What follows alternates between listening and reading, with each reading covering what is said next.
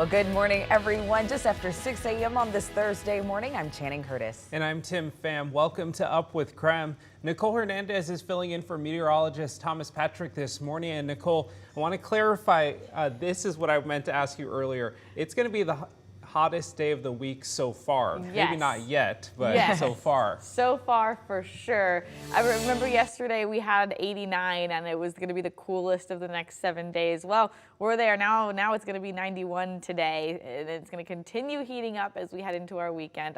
So that just means enjoy this nice cool temperature while you've got it. If you want to go for a walk, if you want to be outside before the bulk of the heat, try to get out as early as possible. It's already 63 degrees here in the Spokane area. That sun is up. It's going to start warming us up pretty quickly. Most of us either in the 60s or 50s this morning. Sandpoint at the coolest of all of us at just 50 degrees is their overnight lows. But like I mentioned, that sun going to be heating us up despite the haze that we've been seeing in our skies. This model saying we're only going to reach 89 today, but others saying we're going to reach 91, likely reaching that 90-degree point though here in Spokane.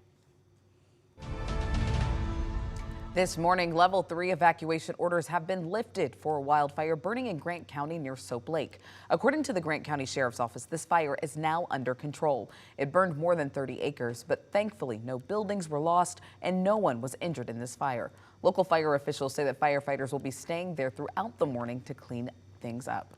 At 6:02, we're taking a live look at SeaTac International Airport this morning, where some of the passengers are finally there this morning after their flight was diverted to Spokane because of a bomb threat. Spokane police are now working with the FBI and the Federal Aviation Administration in the investigation. Now, this morning, our Brandon T. Jones is joining us live from the Spokane International Airport. Brandon, you've been working on gathering new information for us. Can you tell us if flights are back on schedule this morning? Yes, good morning, Tim Channing. So flights are back on schedule and business is back to normal here at the Spokane Airport. It feels like a normal day, but that was far from the case yesterday when a bomb threat stopped everything. Planes going in, planes coming out. So all of that was altered yesterday evening, and what we learned from Alaska Airlines was that they arrested a suspect. Well, they had a suspect in mind. The plane was headed to Seattle from Atlanta yesterday evening. Alaska Airlines tells us a man on board made a direct threat to the safety of the aircraft. Spokane police says this threat referred to a bomb on board the plane, and the plane was then forced to land in Spokane soon after. Police evacuated all 177 passengers and 6 flight crew members. All other flights were stopped from leaving or coming in to the Spokane airport. We talked with one man last night who arrived to pick up his wife, only to find out her plane was being diverted to Pasco. And so I waited and waited and waited, and then I checked the reader board again, and now it says that the flight isn't scheduled to arrive until 8:41. No information other than this continuous delay. The Spokane Bomb Squad responded to the scene along with federal law enforcement. They're currently investigating the validity of that threat. And as for the 177 passengers, Alaska Airlines says they are working to get all travelers to their final destination. As for the suspect, that information hasn't been released yet, and we're working to identify who made this threat. Reporting live at the Spokane Airport, Brandon T. Jones, KREM 2 News. Right, I'm going to take your plea one at a time. First, to count 1, murder in the first degree, guilty or not guilty? Not guilty. Count 2. 5 not guilty pleas from the suspect in the deadly shooting at the Gorge Amphitheater campground last month. Now the suspect is headed to trial. 26-year-old James Kelly pleaded not guilty to 2 counts of murder, 2 counts of assault, and 1 count of domestic violence. The charges all stem from that deadly shooting at the Gorge Music Festival where 2 people were killed and 4 others were hurt. So court documents show Kelly traveled to the Beyond Wonderland Music Festival with his girlfriend on June 17th. That night, he took psychedelic mushrooms and began hallucinating.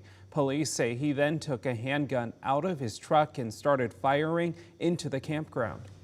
29-year-old Brandy Escamilla and 26-year-old Jocelyn Ruiz were shot and killed. The couple was engaged. 4 other people, including Kelly, were injured.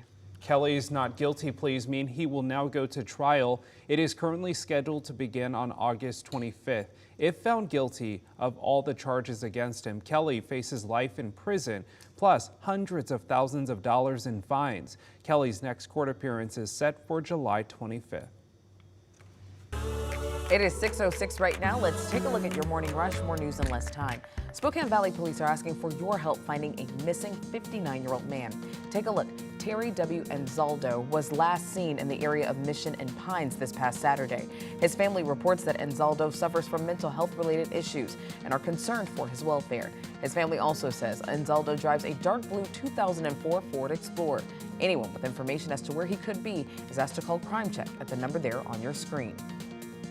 Well, new video this morning shows a school bus that rolled over on I-5 on the west side of the state. State troopers say that several adults and kids were on the bus when it crashed, but thankfully no one was hurt. Now, the cause of this crash is still under investigation. The city of Coeur d'Alene is now expressing their support for North Idaho College and is urging trustees to protect it. They said in a letter to the NIC Board of Trustees that the loss of accreditation would be, quote, a devastating impact on the college, the local community, and our state. The letter was signed by all 5 Coeur d'Alene City Council members as well as Mayor Jim Hammond. Electronic table games are one step closer to becoming a reality at some tribal casinos. The State Gambling Commission reached a tentative agreement with the Cowlitz, Nisqually, Spokane, and Suquamish tribes. Now, we're told the tribes agreed to establish a new framework for these electronic table games. And parents, listen up. Every Friday this month, New America Credit Union is covering the cost of swimming at certain Spokane Valley pools. Free Swim Fridays are available for all ages on July 7th, 14th, 21st, and 28th. Participating pools include the Park Road, Terrace View, and Valley Mission pools. There will also be free water safety clinics offered before each swimming session. And that's a look at your morning rush. So we've been talking a lot about haze in our skies for the past few days, but besides the haze, we are for the most part clear. That sun, as soon as it is up in the sky, is going to be shining down very intensely. The one thing we are, though, talking about is a little bit of moisture that's moving through our northern mountain areas into the Idaho Panhandle as well.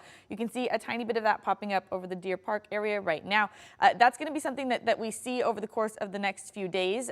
Again, just in our mountain areas, really is what this is going to be affecting. You can kind of see them pop up there. Going to be some scattered thunderstorms and showers here and there. So if you are recreating out in the mountains this weekend, just be aware of that chance there. Other than that, for the rest of us, nice and clear, just a little bit of a partial cloud cover here and there to give you a little bit of a break from the sun every once in a while.